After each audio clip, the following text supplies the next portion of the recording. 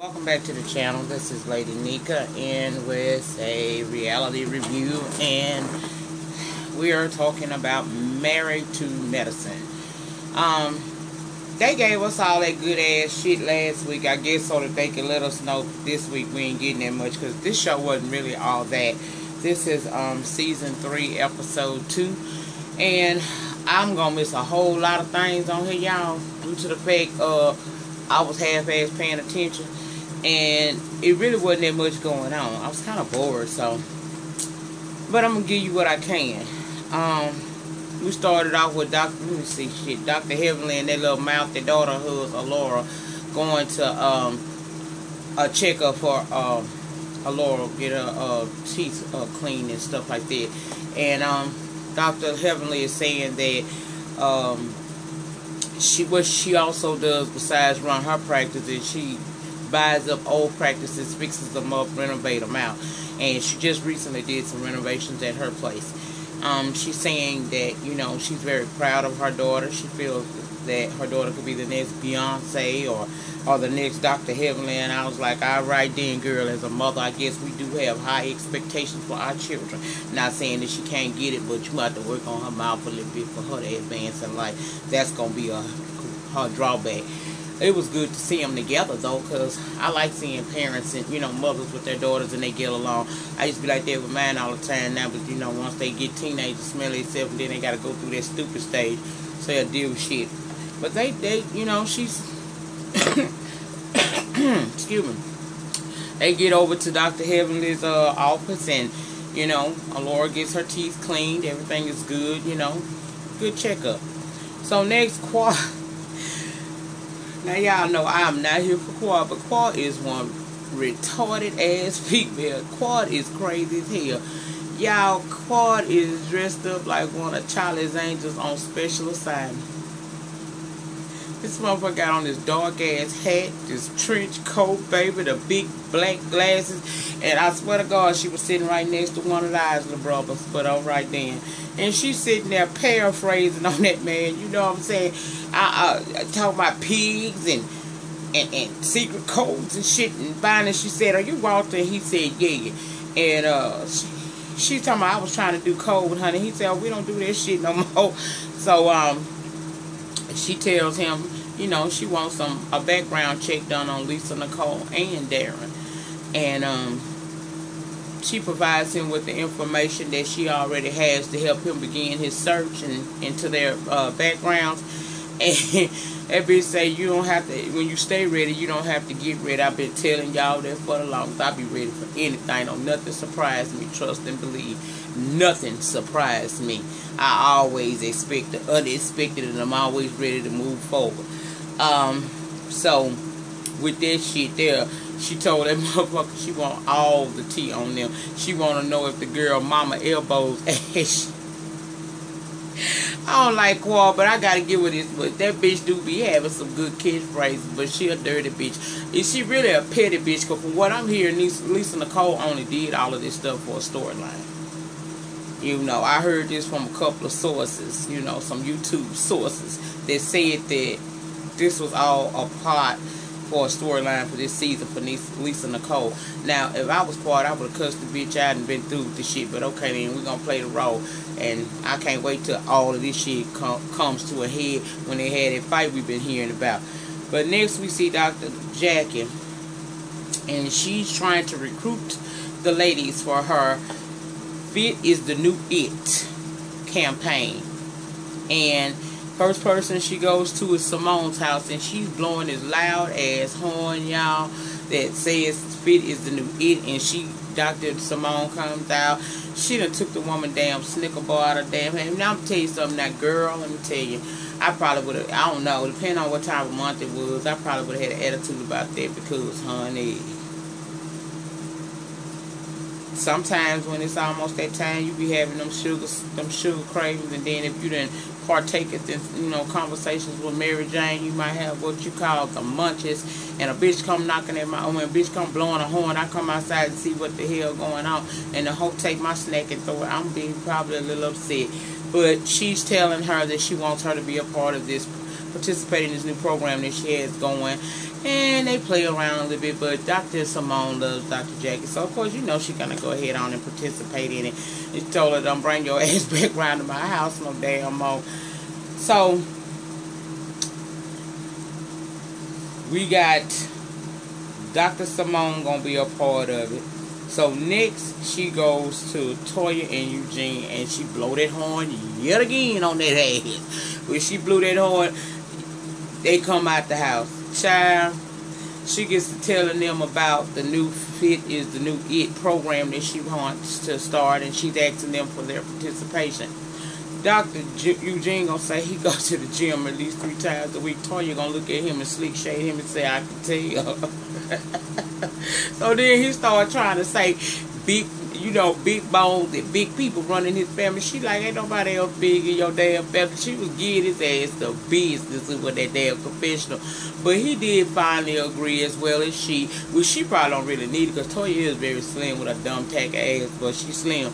But she says she gonna go and participate in it as well. So Dr. Jackie has so far got Dr. Simone to agree to it.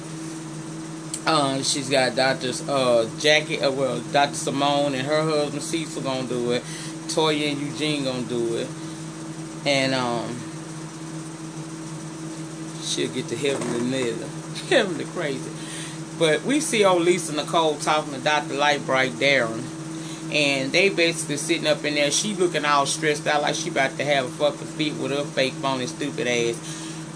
Worried about what, because she know Paul gonna run a background check on them. Now here's the thing, if you don't want nobody digging up your dirt, why did you dig up theirs? Again, somebody told me that shit was all done, you know, to help this whole have a storyline for this year. So I mean, I don't know, y'all. All I'm saying is, if you can run a background check on me, bitch, don't get to shaking in your fucking boots when I run one back on you. You know what I'm saying? But she is nervous about it because she knows that Darren and her background, because they married, shit that goes on in his life affects her and vice versa. And apparently he has a tax lien that he is working on a payment plan. Well, he has a payment plan and he's meeting his payments and stuff, but that is a bit of tea. I'm sure she probably won't want to get out, because Lisa Nicole is just like the Phaedra Parks of this show. She likes to pretend a whole lot more than what you think Corby gonna pretend. But nevertheless, child, okay. They sitting there talking about it, and he telling her, he's like, only messy people would run a background check to find dirt like that. And I'm sitting here thinking to myself, now motherfucker, you sitting next to your wife who started all of this shit. Come again, bitch. Come again.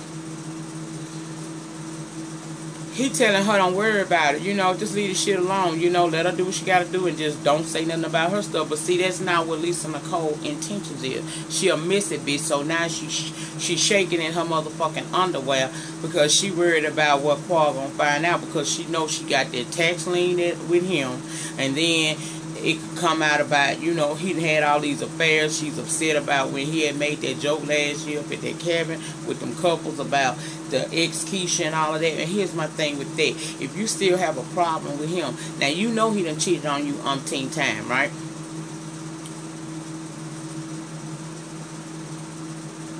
Now he done cheated on you all the motherfucking time, right? So you mean tell me you don't know that this man is going to,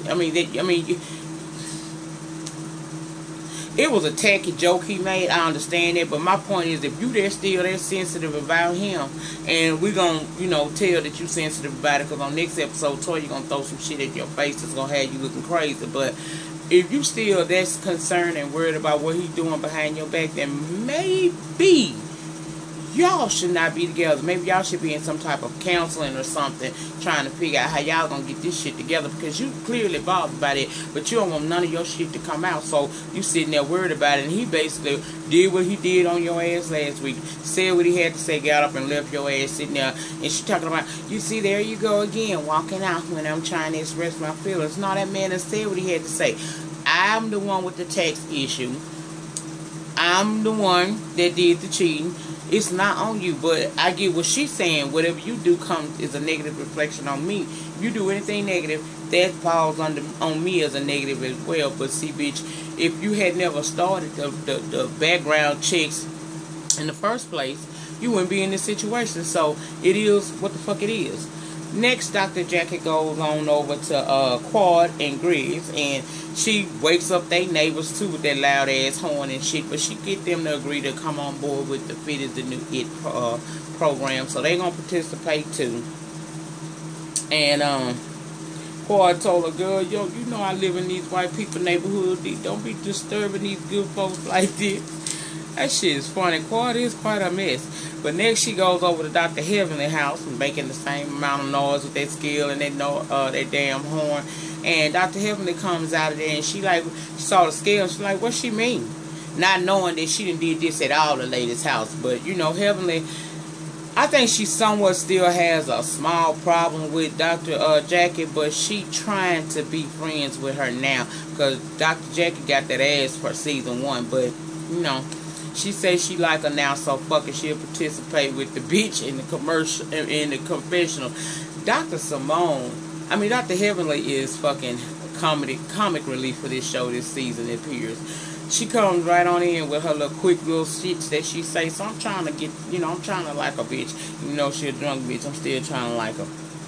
But she said she was going to go ahead on and participate in it. And then you saw a little scene where they competed with each other with the jumping jacks and shit. Just some girl fun, little shade, but nothing, nothing too malicious or nothing like that that's going to cause a problem. So next we see Toya, Eugene, Cecil, and Simone meeting up to try to talk out their problems. Apparently the husbands want to, be able to kick it with each other because they still friends. But they want it to be like it used to be because they used to do couple stuff. And from what I'm hearing, it was a lot of fun. So they want to see if they can get past, the problems that they've had with each other and try to forge forward a friendship, right? Okay, well, no, because,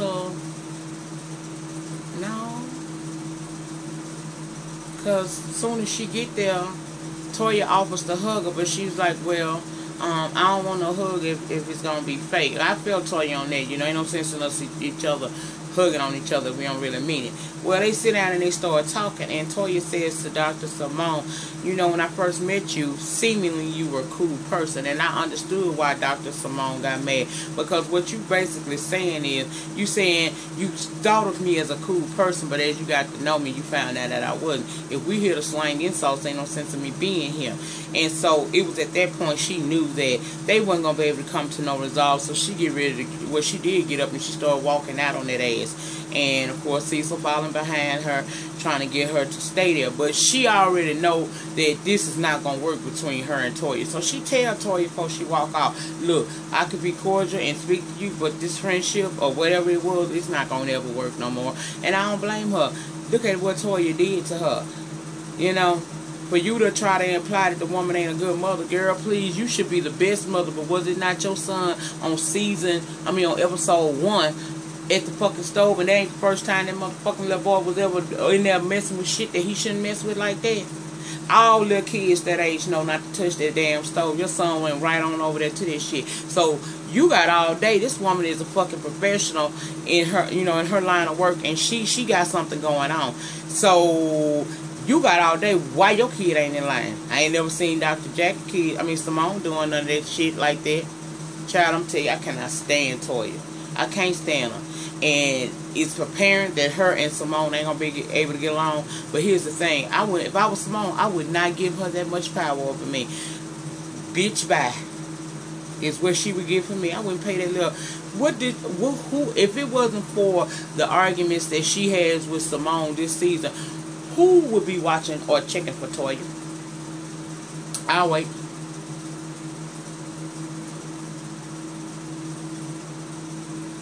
Well, nobody be checking for Toya. Toya don't have no motherfucking storyline. Bitch don't do nothing all day. Which I almost can't really come down on her, because we did see on this scene that she did talk to Eugene, because they was talking about the cost of that Halloween party from last week.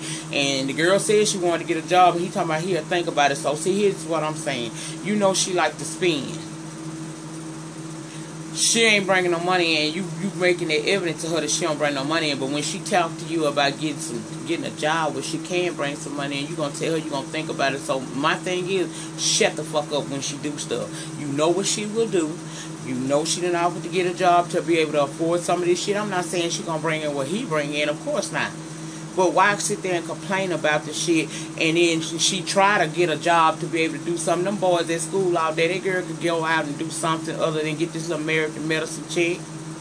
But he telling her he'll think about it. So in the future, when I hear him mention funds like that, I might read his ass for filth, fat motherfucker, because you need to make your mind up. That's what I say. Child, I had a flashback, my bad. But anyway, back to this Cecil and them shit with Simone. Simone needs to stop giving this girl so much power and control over her. You done said what you had to say. Go on with your business. Go on about your business. I'm glad that she waited until she got in the car with her husband to start doing all that motherfucking hollering and shit, because I thought that was totally unnecessary. I understand that you probably didn't want to get set up like that, and I don't feel like he really tried to set you up for failure. As you said, don't put me in situations where you know I'm gonna fail. He didn't know you was gonna fail. He was just hoping that you two could work it out so that you guys could all hang out as a couple again. But it's apparent that that's probably not gonna happen. So I suggest Eugene and Cecil just go play golf by themselves and leave these hoes alone, because these hoes ain't loyal to each other. And with that being said, that brings me to the end of this review. Please like, comment, subscribe. I'll see you guys tomorrow night for Love and Hip Hop ATL. Peace.